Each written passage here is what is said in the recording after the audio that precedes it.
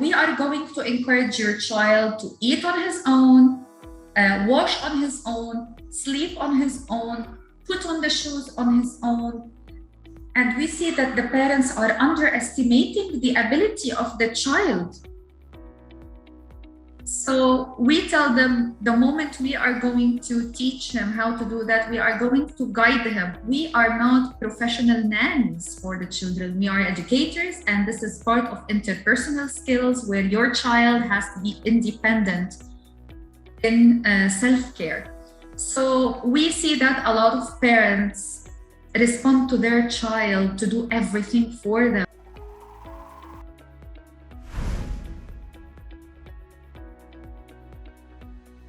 So one of the main challenges when we opened the center during the peak of COVID is having the children dependent on the parents and dependent on the adults. So what we like to implement in the center and what we tell the parents when they come, for example, that we are going to encourage your child to eat on his own, wash on his own, sleep on his own, put on the shoes on his own. And we see that the parents are underestimating the ability of the child. So we tell them the moment we are going to teach him how to do that, we are going to guide him. We are not professional nannies for the children. We are educators, and this is part of interpersonal skills where your child has to be independent in self-care. So we see that a lot of parents respond to their child to do everything for them to the extent that the child doesn't know how to do anything on his own. Another challenge that we are facing is that children were not exposed to outdoor play. They did not connect to nature during the period of time of COVID, okay? So they have less skills of spatial awareness, and they have less skills of risky play management. We do support risky play management. The children need to take decisions and they need to get exposed to risk. Let's say safe risk, okay? They need to repeat, they need to bounce back, they need to tolerate frustration again, they need to take decisions.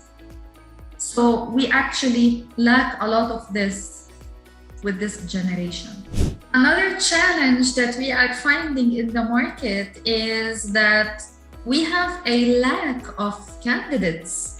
It's really very hard to recruit nowadays, especially that certain requirements and certain certificates are asked here from the authorities if we want to issue like an appointment letter for a certain candidate. So I would like also the parents and whoever is listening to this video to raise awareness to our teens that early childhood education is a whole different world. Let them check for that major and how interesting it is at university. Maybe they will major in early childhood education. Let them go to centers maybe to see how the work is going, to volunteer, and don't think that it is very hard to work with children all day. Yes, it is very hard, but also, yes, it is very rewarding.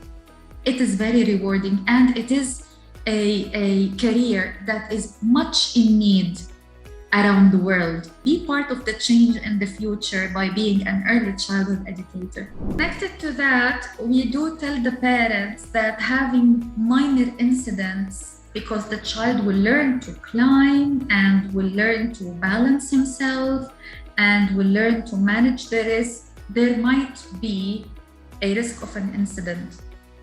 The parents' expectation here in the community is that a nursery is like a totally padded environment, and it is the super care where there is no incident that is supposed to happen. This is the high expectation. However, a trip or a fall or a slip is part of a child development. It might happen just beside the parent if they are walking with their parents. So now the parents are having more awareness and they are more accepting that if my child will fall, it's okay.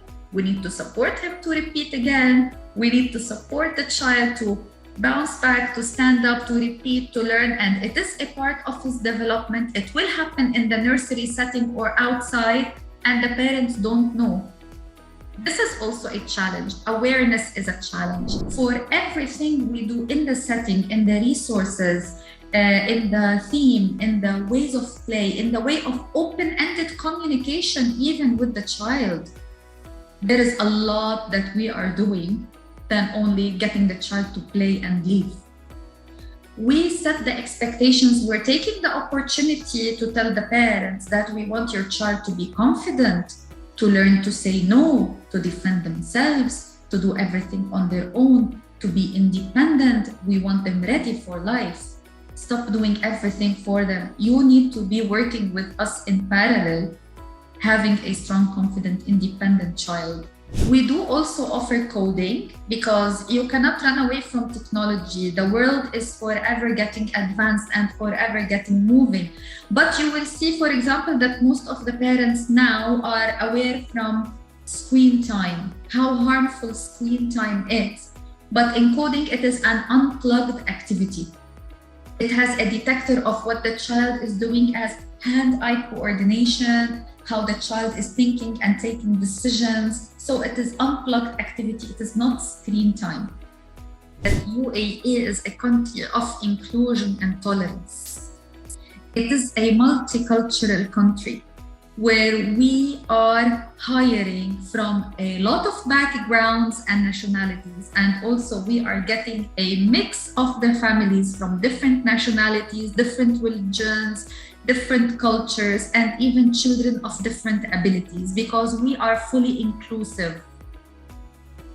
This is raising awareness among our children, because now our children learn how to respect others regardless where do they come from, regardless what is their understanding or cognitive abilities, regardless what are their health issues.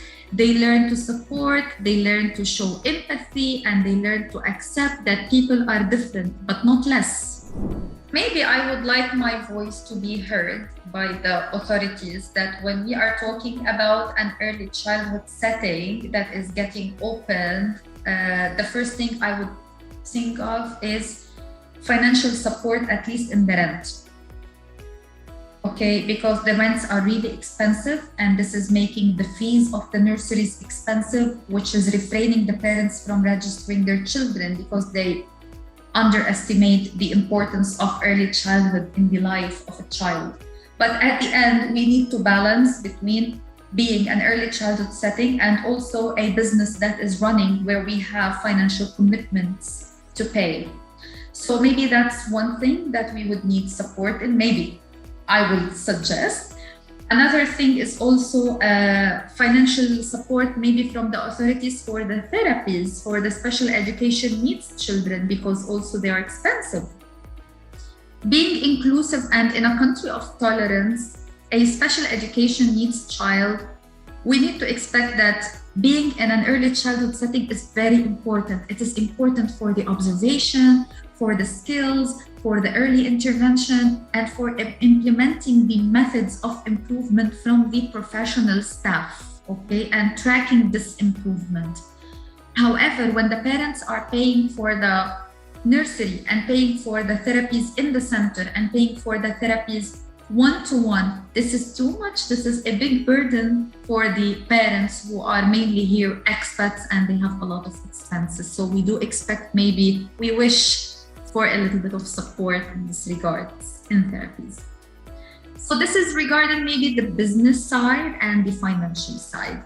Regarding the parent side, I would like to see more free sessions and workshops for the parents about the importance of early childhood education, and that this is an investment in your child, and it is not only like a waste of money so that we save them until the child goes to school. It is even more important than the school days. So a lot of awareness we need to work on with the parents, and free workshops, definitely for free, because this is a service to the community where they have to be aware of how important it is. The third one is definitely what everybody is trying to do. We are going to be swapping slowly and gradually into being fully green.